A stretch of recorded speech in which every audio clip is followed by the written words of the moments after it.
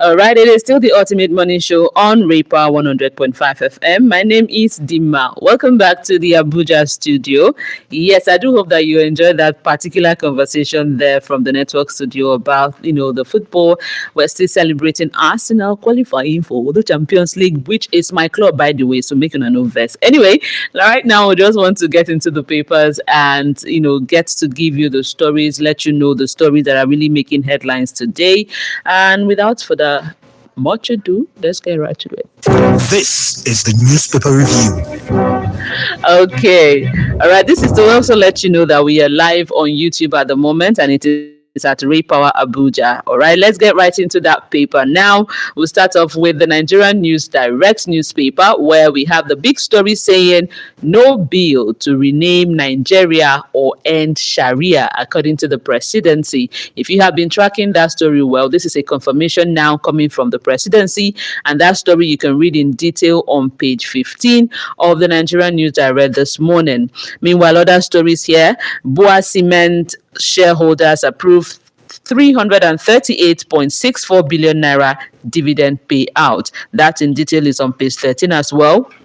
Ikeja lead Nigeria's metering push as NERC records 58.57% in coverage. That story is on page 14. More stories here. Zulum louds Tinubu Shetima as Gubio emerges Borno's APC Guba candidate. Page 15, read there on that story. And to more stories here. 2027 court voids INEC deadline for party primaries. All right, that story we'll also check out later in the other papers. President Tinubu appoints new JAM registrar. That story you can read in detail on page 15. And lastly, from the Nigerian News Direct, NDPHC restores 450 megawatts Alauji power plant to national grid after 3 years shutdown. That in detail is on page 14. Well, that wraps up the Nigerian News Direct newspaper this morning. As we head over to Al Jazeera Nigeria, the big story here says submission of membership registers. Youth Party secures judgment against May 10 deadline. Political parties will now have till September to submit the list. INEC court compels INEC to comply with 120 days pre-election deadline in line with Electoral Act 2026. That's on page 9. More stories. UNESCO seek effective implementation of national teacher policy. Page 5, read there. And subsidy removal prevented economy from crashing, according to Dele Alake, and that you can read on page 17. 2027, ADC unveils the Rise Up Niger movement. Page 15, read there. Tinubu approves appointment of new JAM registrar for the Al Jazeera Nigeria. You can read that on page 20. Wike's ally wins Rivers APC Guba ticket. Page 5, read. At 70, Nigerian Navy ranks strongest naval fleet in Africa. Good news. That story you can read on page 5. China, Nigeria promotes diplomacy through tea culture, Silk Road heritage, and that's on page 6. Well, that wraps up Al Jazeera Nigeria. Checking out now more papers this morning. Let's go to Observer's Times newspaper ahead of 2027. From the front page of the Observer's Times, concerns over deliberate exclusion of women from primaries. Warns Nigeria faces democratic stagnation if parties continue to sideline women in ongoing primaries. Calls for sanctions for political parties that fail to meet affirmative action targets for women.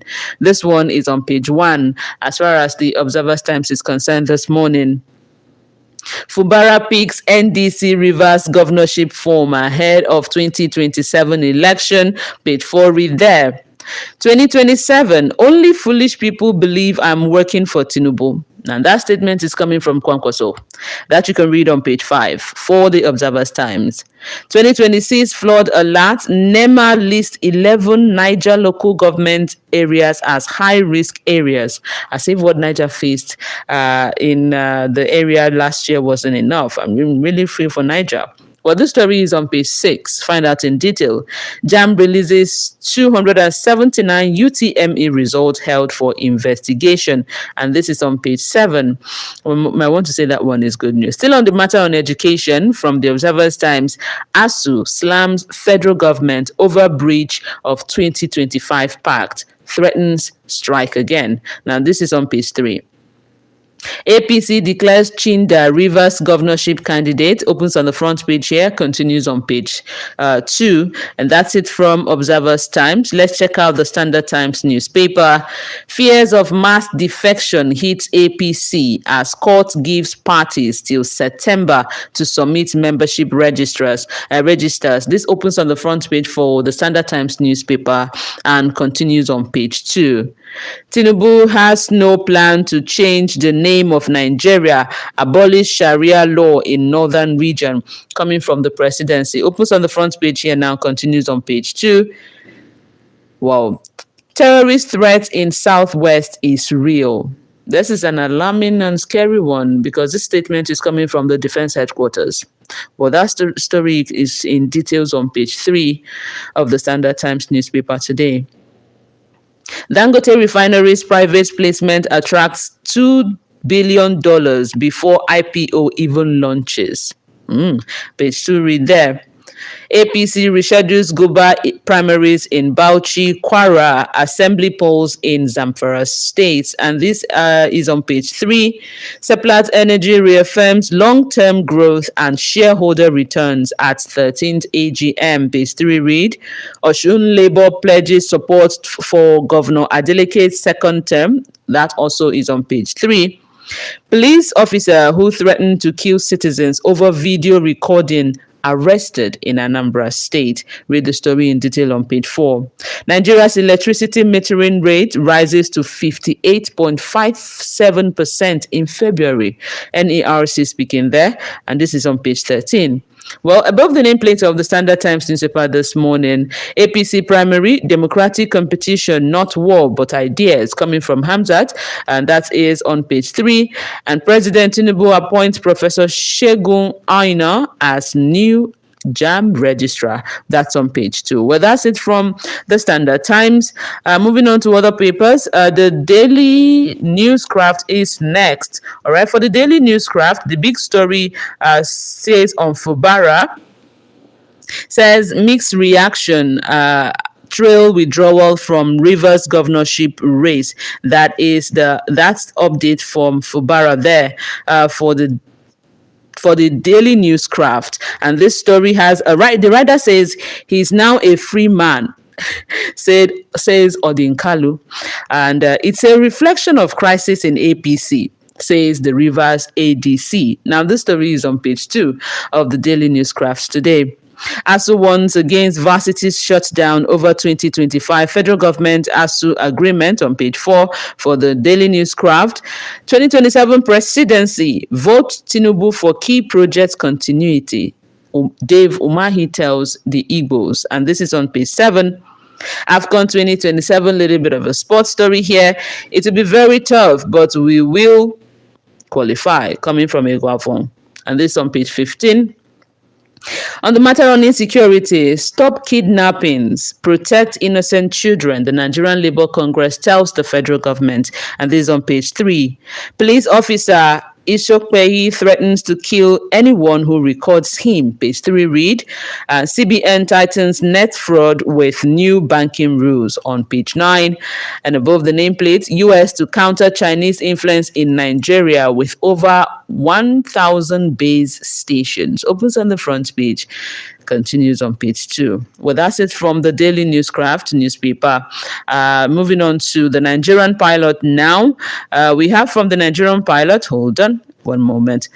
Have from the Nigerian Pilot this morning, says 2027 polls, court voids INEC timetable, says it imposed restrictive timeframes on political parties contrary to provisions of Electoral Act 2026, that INEC lacks power to fix or prescribed time frame for party primaries, set aside INEC's schedule of activities for 2027 general elections for conduct of party primaries, and also rules that submission of personal particulars of candidates are inconsistent with Electoral Act 2026.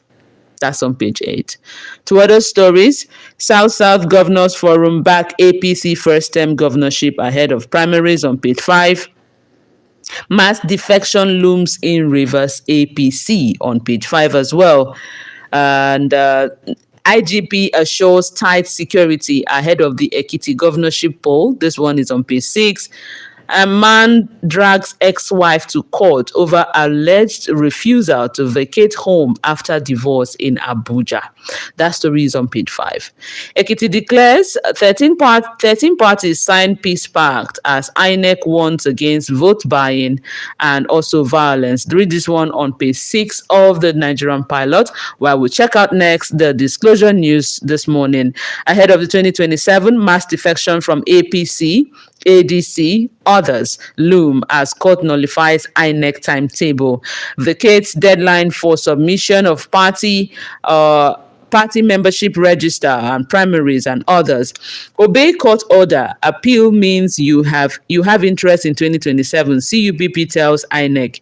14 political parties set to announce extension of sale of form, and PDP chieftain Olawepo Hashim hails ruling. Now, this story is on page 2 for the disclosure news this morning. Another interesting story on the disclosure news this morning. Fubara's cousin joins Rivers Guba race after governor's withdrawal. That's also on page 2. And PIC's NDC Goba form says Rivers will be okay in 2027. That's what he said. Okay, ASU slams federal government over breach of 2025 pacts and threatens strike on page 10 for the disclosure news. And on the matter on Ebola, FAAN activates preventive measures across countries' international airports on page 11. And 2027, PDP lines up Dankwambo, Moro, Akpoti Uduaghan, Madumere, Otom, others for Senate. And that's on page 5. Confusion in SDP as Gabam faction expels Adebayo Agunloye, names new presidential candidate. Also on page 5. And still on the matter on 2027, stalemate in Kwara as Governors Rada and Lawal Idris Hamzat secure APC tickets. That's it from the disclosure news, among other stories this morning. And then we'll go on now to the business story. And this one is coming from the business story now is coming from the Business NG. The big story here says Nigeria split over 26.5% interest rate as CBN tight policy fuels growth concerns. Opens on the front page, continues on page 2. And other stories here, solar imports in Africa soar as China exports jumps 83%, also on page 2. Meanwhile, you have S&P upgrade Nigerian banks as Dangote Refinery eyes September IPO amid rising investor demand on page 2. And that's about it. Okay, Seplat shareholders approved Tony Elumelu's appointment to board as non-executive director. This one also is on page 2. And that's it from the Business NG, practically from the papers for this morning. We checked out the Nigerian News Direct, Al Jazeera Nigeria, Observer's Time, Standard Times, Daily News Craft, Daily Disclosure News, Nigerian Pilot, and of course the business story from the Business NG. I think maybe the conversation this morning would rather start with that on the policy that has been imposed by the CBN, because that was where we picked up our conversation yesterday following the reactions that trailed that, and it seems that it's not ending. A lot of people are saying this percentage is too much, as in going to the fact that a lot of things are really happening at the moment. How can we? But the Central Bank of Nigeria has really maintained that interest rate at 26.5% is what the commitment has got to be, following during this matter. And some banks, and the strategy that we are having is that, okay, fine, reduce excess money in circulation, stabilize the currency, and bring inflation under control. I think if you can do this, maybe this percentage that you have might really be what we might have. But not everyone agrees with that approach. You have a lot of people saying that while the inflation is a serious concern. Now, the cost of fighting it this way may be too high, because this is kind of the plan that, the central bank has. Because of this matter, let's keep it at this 26.5% and see how that goes. But then again, you have people who are saying that the tight policy, no, the CBN on its own is saying that the tight policy may as well, stabilize price in the long run. But at the end of the day, loans are quite expensive. How are we going to deal with it? These are the huge questions that many people are asking. And the major question that stays on the lips of a lot of people, the reaction that are really trailing this whole issue, is whether Nigeria can, strike the right balance between this fighting the matter on inflation and on its own as well, sustaining, the economic activity at the end of the day, because that is where the whole thing comes down to. That is where it all boils down to. So if we can really, really secure that balance at the end of the day, maybe the cure could, become just what we need, or this particular stand where we are at the moment is what we need on that matter. So that's that for the monetary policy. I think that reaction is still on, is still strong, is still going on. A lot of people are still trying to get their hands on that. The fight is still going on that matter. We'll see how that matter unfolds as time progresses. But talking about matters unfolding, let's go to the INEC a little bit and the court ruling that we've heard of most of the headlines carrying this morning. For instance, the one from the Al Jazeera Nigeria says that the Youth Party successfully challenged INEC's May 10 deadline, and they got judgments in their favor. Now, in a related move to that again, a court has gone further to void INEC's the aspect of INEC's timetable court ruling that governs the political parties' election. When the Electoral Act amendment, was sorted out there was this new timetable from INEC that kind of brought things close. Instead of from this number of day, we had about 120 or thereabouts. Now, this is the ruling from the court that, INEC, I don't think it's your duty. You're responsible for guidelines or ensuring order and securing matters in election, but you are not the one to set the timetable for political parties, especially smaller ones that are coming out, that are emerging, pushing, so that you are not really responsible for doing that. So I think at the end of the day, we would want to say that ruling was kind of fast. It's timely, I would rather say, at the end of the day, because a lot of people appeal that, a lot of people oppose that, and right now we are seeing that right before we enter into that. But then May 10 has already come and gone. How are we going to sort things out at the end of the day becomes another issue. It's really a defining moment for how Nigerians can structure a democracy. Whose work starts where and where does it end? Where does one's jurisdiction stop? These are the major things that needs to be understood before taking charge or making some kind of decisions in line with a few things. That's what the court is trying to prove there to INEC. We are really looking forward to, I will say it and I will continue to say it, that my ears are on the ground too is regarding the issue on awareness for this voting. The entire matter on awareness really need to be seen. It's not quite far already, but really need to be seen matters like the campaign, going on, trying to sensitize the people, trying to desensitize the mindset that usually bring about vote apathy. Let's see how we can get people to come out and mass contribute, be part of this voting. This is the kind of result and the kind of action I really want to also see more from INEC, because that really centers on the people, that really centers on the individuals who are voting. Really, really look forward to a kind of response like that from the INEC, that will go a long way in encouraging a whole lot of people.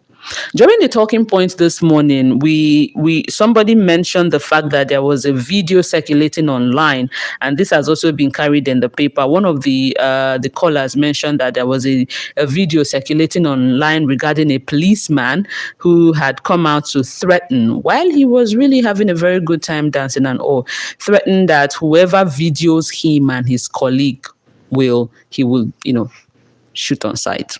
And that was something that it sounded very heavy, because this person is armed, this person is in that position. Why would someone who is in that position really speak or make utterances like that on innocent Nigerians? That was a very huge one. But it's good to know that right now actions have been taken. The police forces has already done that, arrested the police officer.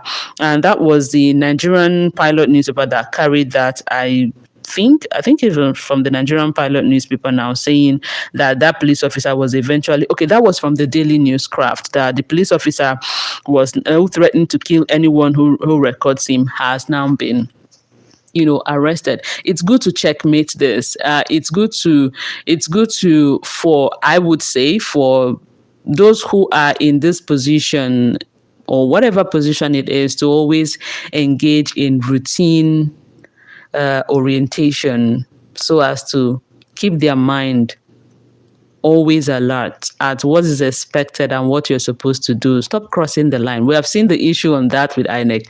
We're seeing that same issue. Don't cross the line. Maintain your line. You can't threaten to shoot one who isn't even a threat to you to start off. You can't really threaten to do that. So that particular warning is very important. I do wish that, we can continue to see matters like this coming up, that kind of matter from the various areas, trying to teach this minds, don't do this, don't do that, don't continue to threaten the life of people. There was a report not long ago about a policeman shooting someone down, for just no reason. And that's also circulated on the media. Why would you be having that? Why would you be having such issues with those who are supposed to maintain and enforce the law? I mean, at the end of the day, it seems as if everyone just has access to the arms, but does not have access to really the principle that guides the job that is being done. So please, more needs to be done concerning that matter at the end of the day. Rivers State is kind of interesting at this moment. Earlier, we saw in the headlines the news about the Rivers State Governor Fubara resigning from the APC, citing a whole lot of differences, issues, and recently it seems NDC seems to be the next house where, we've seen the former Labour Party presidential candidate Peter Obi in the NDC, and now we're seeing the Rivers State Governor Peter Siminalayi Fubara now in the NDC. Maybe this is a kind of a zone where this is where we are going to be. I think this is where we can stand strong to contest and be the strong opposition party we want to be. Well, that is what is happening over there. And some of the papers are already reporting that mass defection is really, really looming in some of these places. We'll definitely keep you updated on what happens from that. But this is where we're going to wrap up the conversation as far as the newspaper review is concerned. Stay tuned, because we'll be taking you to the network studio where we have other conversations that we continuously, be part of you from the network studio. Dear Tosin is definitely there to share that. And don't forget that Fact File this morning will be centering on sport. For those who are sport lovers and my fellow Arsenal lovers, please stay tuned. Let's continue to celebrate and pepper them. I wish Chooks is here. Let me pepper them. Anyway, my name is Dima. Thank you so much. And continue to listen to us and watch us live always on YouTube at Repower Abuja. Okay, let's move on with Good Flavor with Mina. Now we're here before we move on to the network studio. Good morning to you. 360 degrees of information and entertainment. Reloaded for today's Naija. Ray Power. Ray Power. Ray Power. Ray Power. Nigeria's original